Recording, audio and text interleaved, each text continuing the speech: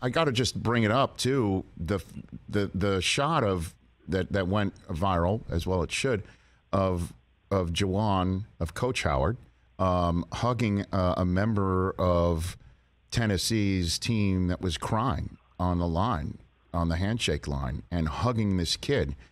In contrast to what happened on the handshake line at Wisconsin, is stark, to say the least. It is remarkable. And now Coach Howard is going to the Sweet 16. This young man is not going there. I'm wondering what your thought was when Juwan was going through his suspension and you saw what had happened on the line in Wisconsin and the conversation that was a national conversation about Juwan Howard, Chris Webber. Yeah, and I'll get to that. And that young man, his name is Kennedy Chandler, and Juwan recruited him and wanted him bad at the University of Michigan. And he has a wonderful mother and father, and we were talking to him in the back. And so that's who Juwan is. Who else can hug you except a guy that's had – I think one thing about empathy, empathy has definitely an understanding for it and a sensitivity, but true empathy holds you accountable because you've been there before. And you can say, hey, I know you've been there, but you still can't do that. So when I watched the game, I couldn't believe it. You know, what transpired in that game in the line. I communicated with Juwan weeks before, weeks after, the day of, you know, all that good stuff.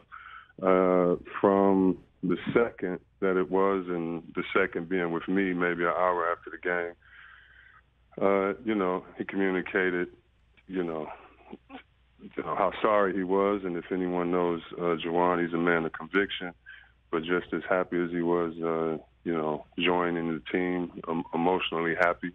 You know, he was just as distraught, you know, on the other end. And more so for the representation of, you know, his family. He knew he could get a coaching job. I think it was reported that 9 NBA teams called him right away that next day, and he didn't care about any of that. He cared about the young men in the locker room. So that's who he is. And so while that, you know, surprised me, and there's no excuse for it, and it didn't surprise me, you know, how caring he was, and the fact that, you know, you really got to think about it. For the young man to go over there and to speak to Juwan and speak to myself after means something from Juwan's perspective, you know, because, you know, yeah, Juwan's going to console the kid, right? But how many times has a kid from another team, no disrespect to his coach, but heads the other way to the other coach that just beat him and just says, you know, and just falls in your arms. So it says a lot about who he is, and a long time before this incident ever happened. And again, he's taken, and he better take, and he has taken, and he needs to move forward, but he's taken full responsibility for it. And, you know, thank God he gets an opportunity through these moments that aren't planned to show who he really is. Well, you know the X's and O's, too. What makes Juwan Howard a good coach, Chris? Oh, man. I think IQ. I think having been in the game so long, played so long, the great mentoring of coaches that he has, you know. Everybody talks about the Popovich tree, which you should, but he's under the Riley tree. And so I think one of the things is that he's made adjustments.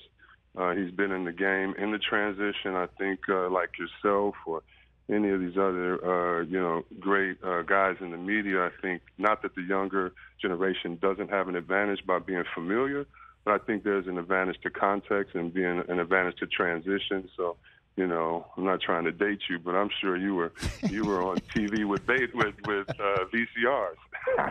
Yes, they might have set the VCR for a Sports Center back in the day, you know, Chris. Yeah, you know, yeah. I used to be in the studio with DATs and things like that. But I think that when you see new technology, new situation, that it just makes you, you know, it just gives you a better context. And I think that his empathy, his context, he's the age of their parents. He has a kid in school.